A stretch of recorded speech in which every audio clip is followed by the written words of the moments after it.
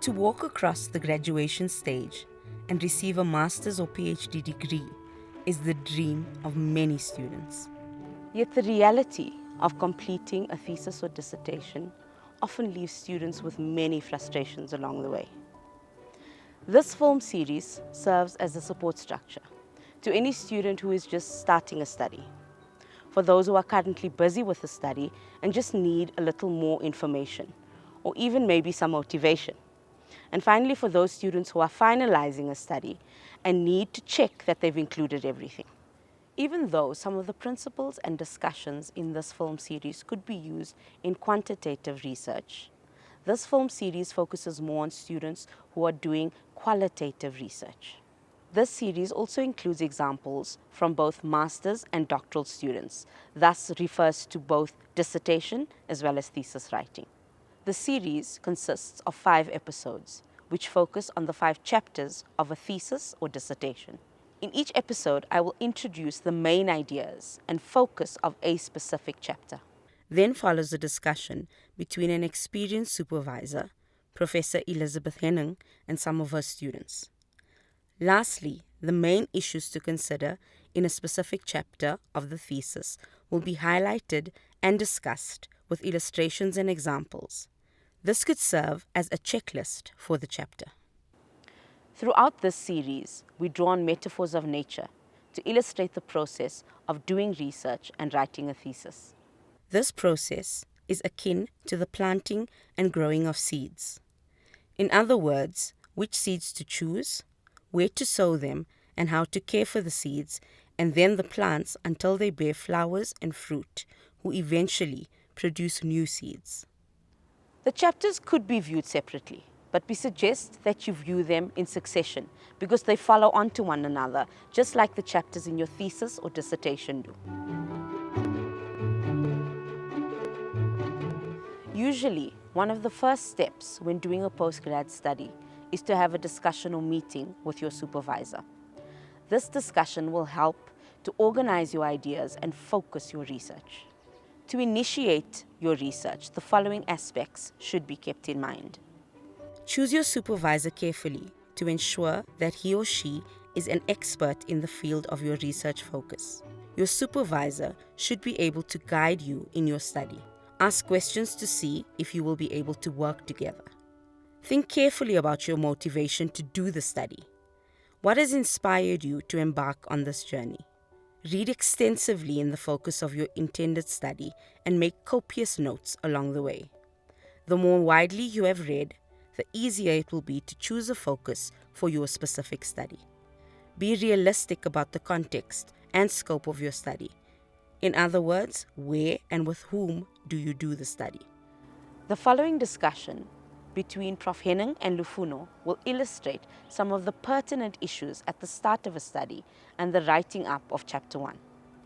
These include the problem statement, the research question, the aim of your study, how to find the gap in the research, and what is the ideal theoretical framework for your study.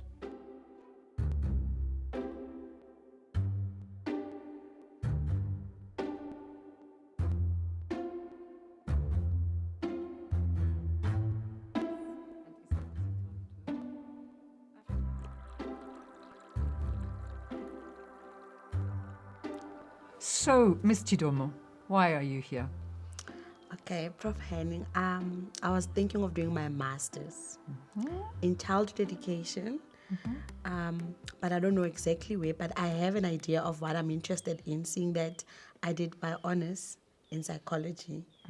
So I just want to divert now, not focus on educational psychology, but something that I really feel like I love. You love. Yeah. That's an important place to start. I think so. So what is this love? What is it that you'd like to investigate? Maybe many things for now, but something with the foundation phase. Well, when I looked at your profile, also you do the mathematics, the science, not that, but the reading, the literacy reading, the early grade reading is the one that caught my eye, and that's what I think I'm interested in. Okay.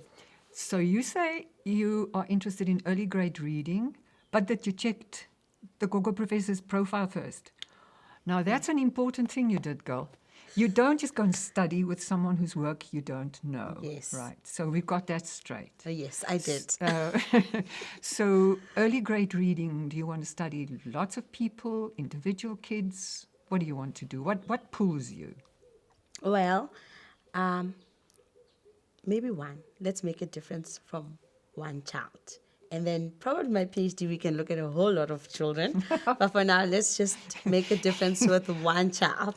I like the sound of when I do my PhD because that's why you do this study. You want to really get to know and make new knowledge Yes. from where you are. So if you say you want to study an individual child, do you think that's something that one can do? Where do you find such a child? Well, I'm not sure. That's why I'm coming to Prof. Henning. But I think it's possible. But I'm not sure. So it's a bit blurry. But this is where my interest is at the moment. I don't know, is it possible? It is possible. It's hard work. So what do you know at this stage about early grades reading? Did you study something in your honors or in your undergraduate years? Honestly, not much, but just the basics. Just the Okay. basics. However, I can study, I can read more with guidance, because if I Google, it's going to show me a whole lot of people. But I'm supposing with the masters, I need to have a specific, maybe not specific person, but a guide on this is where I go and this is where I start. I don't want to start reading and not understanding what I'm reading. Good. That is a very good decision you've made, that you have to focus your reading. But now, if you read and you read about early grades reading, if you think of kids that you can study, you know, there are so many children in our country. Yes. We have so many languages. Yes. May I ask what your first home language is? Chivenda. I can say Ndolibua. Ngamanda. Okay. So, but we are in Johannesburg. Yes. It would be interesting if you could study a kid who learns to read in Chivenda. But I don't know how one would find such a kid in Joburg. Do you have any idea? Well, there are vendor schools in Soweto. Maybe there could be a kid that we could study. However, I don't want just a school in Soweto.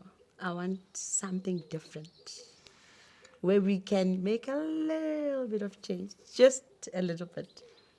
So you are looking for something special. There are very many options if you're looking for something special, because every kid who learns to read is something special. Yeah. But you want to go into a deep study of a child before they learn to read or while they learn to read. What intrigues you? What do you remember, by the way, about your own reading when you were a little girl?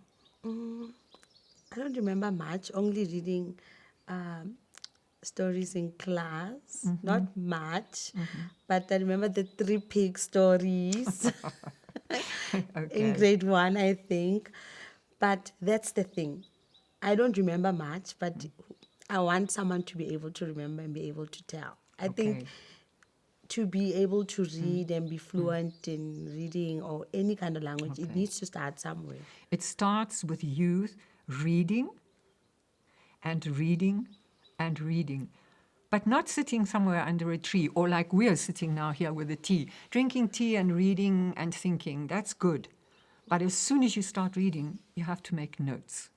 Okay. You have to summarize what you read, I think, and try and understand. And then you've got to come to your supervisor, whoever that may be. It may be me, if I'm lucky. No, truly, Ms. Chidomo, it's for me always a privilege to have a student who wants to study and who wants to trust me so that we can build something which can come to new knowledge in the end. But I'm coming back to, if you read a lot, you will read about initial reading, and you will read about different theories of how kids learn to read. But there is at the moment a dominant theory. We won't go into that now. Okay. And so you will read about that, and then you will design an investigation. Nowadays, especially in South Africa, in education, we really love to study the real world, the world of practice. Yes. So if you want to study an individual child, you have to find her, or is it going to be a boy? I didn't mean to... Well, it doesn't matter. Doesn't as long matter, as it's okay. a cute, friendly child. Exactly how one has to choose Thank you. a cute, friendly child to study, and so that she can be open to your study. Right, so how Is does this one... for me now? Yeah, and you can have some sugar and milk if you wish, and a Thanks. cookie. Thank you. So we have to find a child. I have a couple of suggestions, Okay. but we can talk about that later.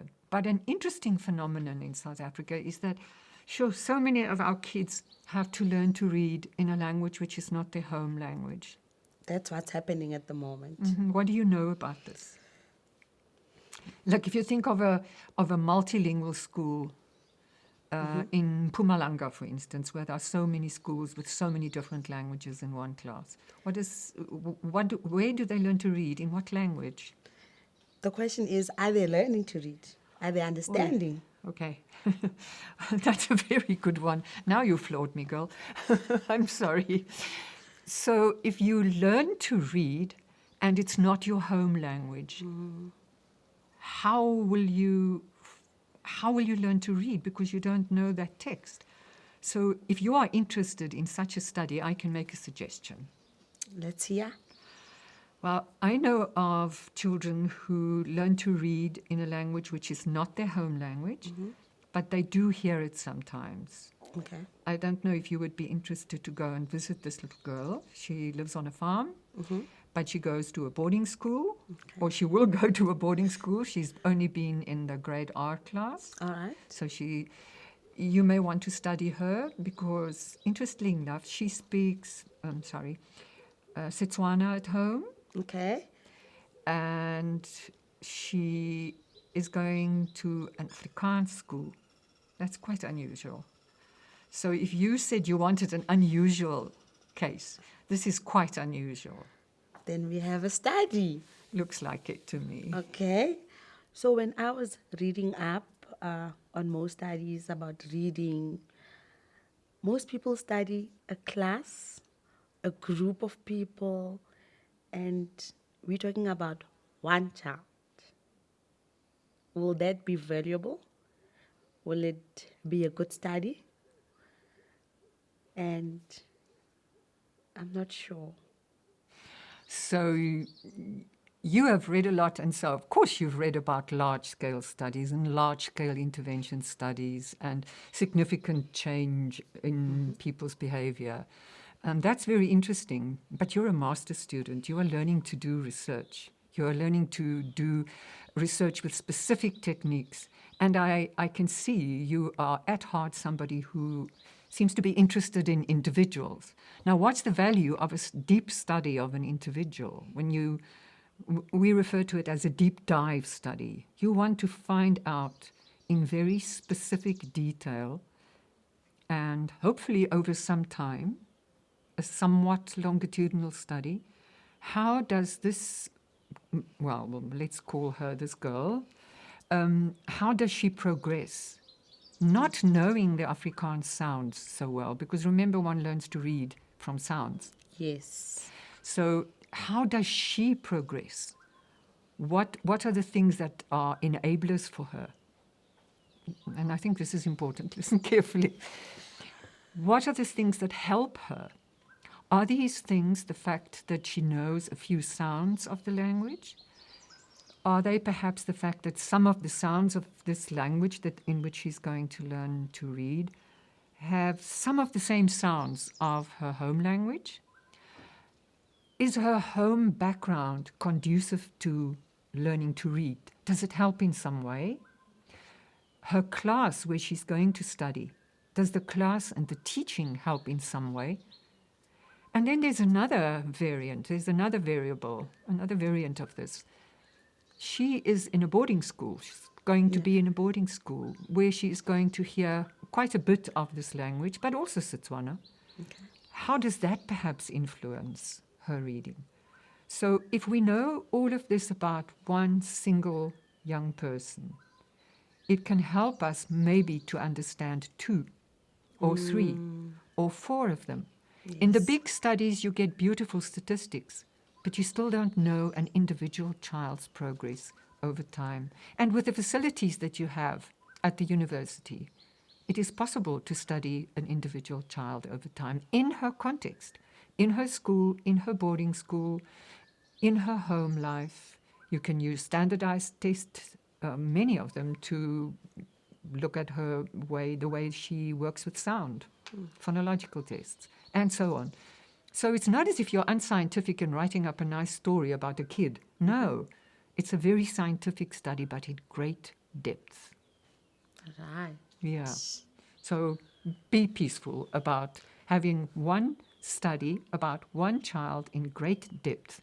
It's a case study in the strictest sense of the word. It's a bounded system. It's only this young girl, let's call her, give me a name. Khoti. Khoti, okay. It's Khoti who is learning to read from the beginning of grade 1 until the end of grade 1. And guess what? Only you will have all this detail. Oh. And that's why your study will be unique. Wena? Maybe I'll be the first one to study a person, a child. Like this, yes. And others, that's the nice thing about doing these in-depth studies. Others can then take your design, what you did step by step, because you record it. Right. And they will be able to copy you or to replicate your study. And if it is possible to replicate a study, it means that that study was reliable. So people are going to reference me now in their... For sure. Let's find one. Okay, this one. Come look at it. So if that is your case of a lavender flower, you have to choose between one case in great depth. You see all the little bits. Okay. Or you have to look at the whole garden or the whole rockery and try and make sense of all these different ones. Those are 2 different things. You have to decide which one you want to choose. Definitely this one. Okay, there you go then. Then we're sorted. So you see, Belinda, like that little lavender flower, if we want to study that and see the depth and the beauty of it, we need to come close up. We need to see the individual bits of the flower. That way, we know more about the flower. And if we watch it over a year, you will see how the flower eventually develops. Okay, but look at the rest of the garden. There are many plants. Yes. And if you want to make a study about the rockery near the Magaliesberg Mountain, then you can study all of them. But will you know as much about one of them if you don't study them individually? Now you will say there are aloes, there's a yesterday, today, and tomorrow. There are some roses. They've been pruned, but will you know so much about them? Whilst if you go closely to the flower, tell me what you think. Would you like to go closely to the flower or describe all of these plants? I would want to go closely to a flower and monitor it, for instance, like you said, for a year. And smell it when it starts to bloom. Yes. And you won't pick it yet. But at the end of your study, you will pick the rewards of having done that. Okay, yeah. I can wait until the end of the study to Lufuno, pick it. yeah. Can I call you Lufuno now? Yes, Okay. please. Okay, so are you ready to start? Before, can I call you Prof. Gogo? Sure. Yes, of course.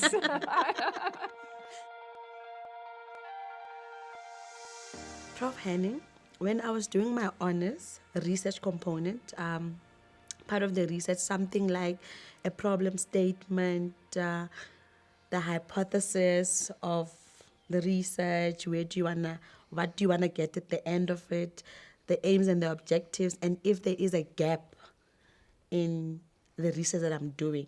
Now, all of that, I'm a little bit confused about it. I'm not entirely clear. Don't be confused now. Or shall I rather say, be confused? Because if you were not confused, if you're not wondering, then you wouldn't have a problem.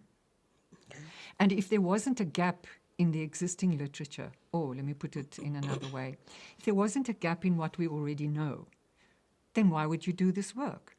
It's because we don't know. It is because we are concerned, because we are worried, because our kids are not learning to read that well. Or anything else. We want to study something because we are concerned about it. We're not studying it because, hey, this is going to be great fun only. Of course it's going to be fun as well. So if we say the word problem statement, I sometimes feel the discomfort of students. Because what is a problem statement? That word statement is hard for me too. So maybe I should ask you in your first language, in Chivenda, how would one say it? You can talk a whole sentence and tell me, how would you say, I'm concerned about this thing of reading? Ndinakakati nga ubara wa hezwo nduri ati ḓivhi uri ndi khou sedza mini vhukuma. Exactly. Now, if there's a student, a Sesotho-speaking student, or a isiZulu-speaking student, or we must include a Tsonga-speaking student, any language you wish, how would you say, I'm worried about this. This is a problem for me. Ke na le mathata ka ntwe ena. Ya ntsokodisa ka hobane a ke tsebe gore ke tla e qala jwang. You see, it's because you're worried. So don't let the word problem statement make you too confused. It's just you are concerned about how kids learn to read in another language, which is not their own, before they can even read in their own language. That's a big problem. You know what? It's a problem for me too. I say this in English to you. So I'm very glad that you're going to study this. And then if you want to study this, you will have an aim. You want to find out something. This little girl, what did you call her? Goetie. Khoti, sorry, I forgot. Khoti, you are worried about other children, but you're just going to zoom into Khoti. And when you do that, you will solve part of the problem, because you will give us a full example of how one little girl did this. And then all the other people in all the languages who are worried about the kids, they will also look at your work and wonder, shouldn't we investigate some more children? And the gap in the literature, that's also just a fancy word. The gap is in the literature. Nobody's published on this because nobody's done it, you see. So a gap in the literature is a gap in research. You're right, you said so. So your honours prepared you very well, I think, to worry about these things. Now I must say to you, Belinda, or do you prefer your other name, which I would prefer, Lufono? How do you feel when you think about it, that in a while, in a few months, in a year, you will produce a product that other people can look at and say, we know a little bit about how to solve this problem, because this young lady, Miss Chidomo, she showed us how to investigate it. So it's about learning how to investigate a difficult issue in education. Are you happy with that? Not yet. I am. A little bit. Yes. You will be happy once you are in it and you've done the reading. And may I just add, I will do this a lot when I work with you. Read, discuss, read, summarize, discuss. It doesn't work if you don't read. Because people in the United States, in Brazil, in Chile, in Australia, in Finland, so many people have studied this in other languages. So you can learn a lot from other people, which is why you must read. You must stand, as we always say in our field, you must stand on the shoulders of those who've gone before you. And I want to give you already one name. If you study initial reading of any kind, you cannot do it if you haven't studied the work of Professor Catherine Snow. You know where she comes from. Prof. Henning, on the recent articles that I've been reading, they all have a theoretical framework. Am I going to have a theoretical framework? For sure, Belinda. And I'm glad to hear that you have already been reading a lot of articles. Yes, you will. And we will discuss this later on during your study. A theoretical framework is not a mystery. It's not something terrible. It's just what is the main knowledge that we have at the moment that you're going to base your work on. So it's knowledge that already exists. It sounds terribly formal and scary. You know, it's like when one gets lenses. I have to have a lens now because without this, I won't be able to see you very well. And I will not be able to read. And I won't even be able to see very clearly what that little flower looks like. So in a way, you're going to get a lens, not mine exactly, because you work out your own tool, your own lens with which you are going to look at this phenomenon of initial reading. So when I read and write about initial reading, I have a very specific theoretical framework. For instance, my theoretical framework for the studies that I personally am doing at the moment in terms of reading is phonemic awareness.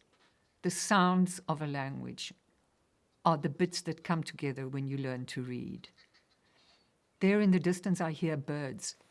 Those birds, the sounds that they make are like the human sounds that we make when we learn to read. Imagine children who can't hear, who are born without the ability to hear. How do they learn to read? That's something that you must think about when you think about a theoretical framework. If you study children who can't hear and how they learn to read, it will have a completely different theoretical framework to the way that you will study a child who can hear and who knows sounds and who can distinguish them. You hear that bird? Same story. And you know, if you want to study something like the flower, for instance, in that little rockery, I'm not a botanist. I don't have theories of botany that I can use to study plants. So I can't study them. But I can study initial reading because I understand what the role of sound is and of vision. You will have a theoretical framework, Ms. Chidomo. So, where should you start? So you see, Belinda, I brought these tomato seeds as an illustration of how one starts a study. It's just an idea, not from a packet, from your head, because you're the one who sees this problem. But look at them. They're tiny. They look as if nothing's going to happen. Yeah. And your study is like that. It's a single tomato seed or a few tomato seeds. And when they grow and you pick tomatoes in the end, you won't believe that it just came from a packet. And that packet is your head and your reading and your intelligence. When you start a study, it's like this tomato seed. It's just a seed, but it's going to grow. That's where we're going to finish as full tomatoes, full study of one single wonderful child. How's that? Let's start. Let's start. Let's do it. Go for it. In a discussion with Professor Henning, Lufuno mentioned a personal issue that interests her.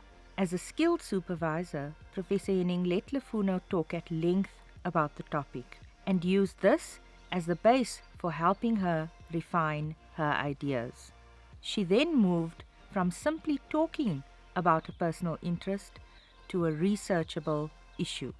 Although this may sound like aimless talk, it is actually the very start of the scientific research process.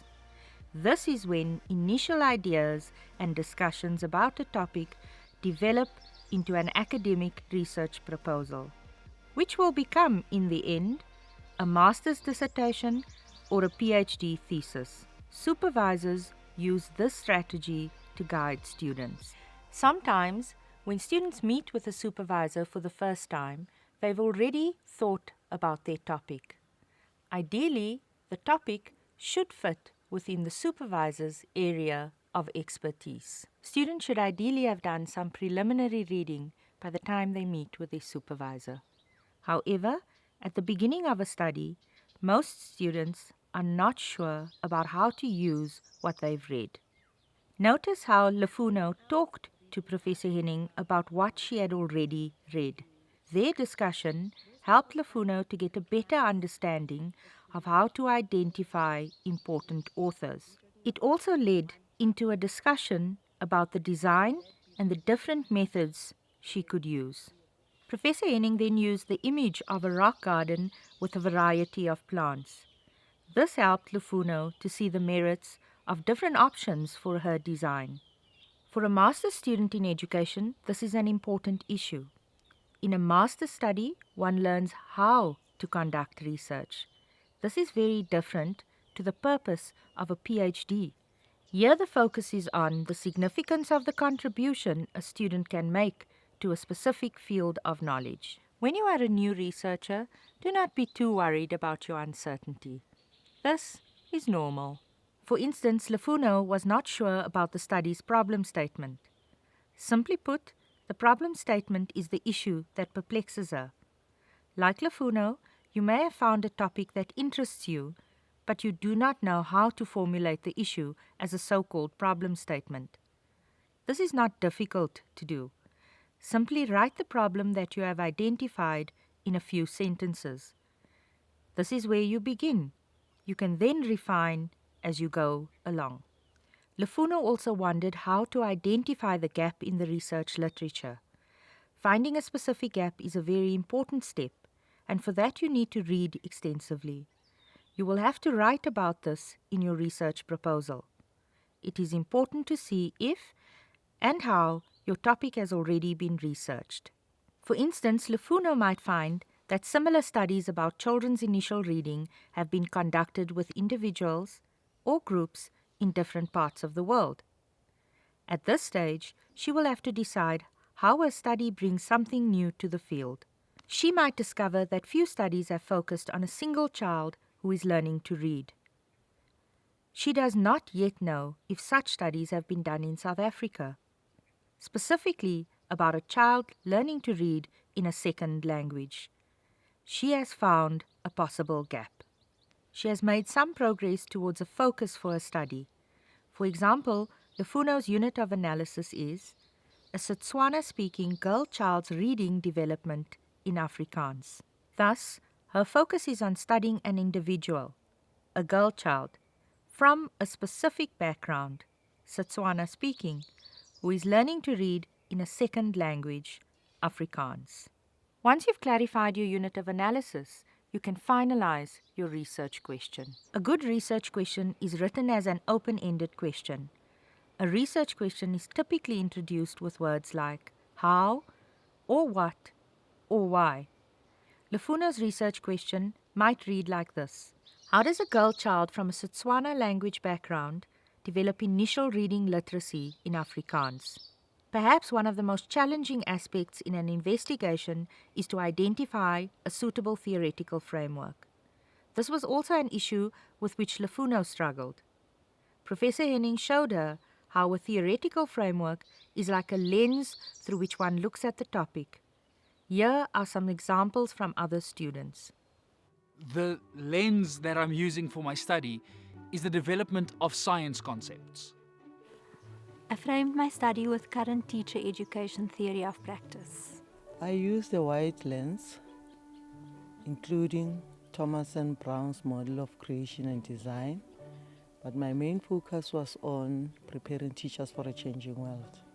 I've used a variety of literature, including Catherine Snow, where she argues about professional development of a teacher, as well as Schulman, who speaks about different types of knowledges that a teacher should have.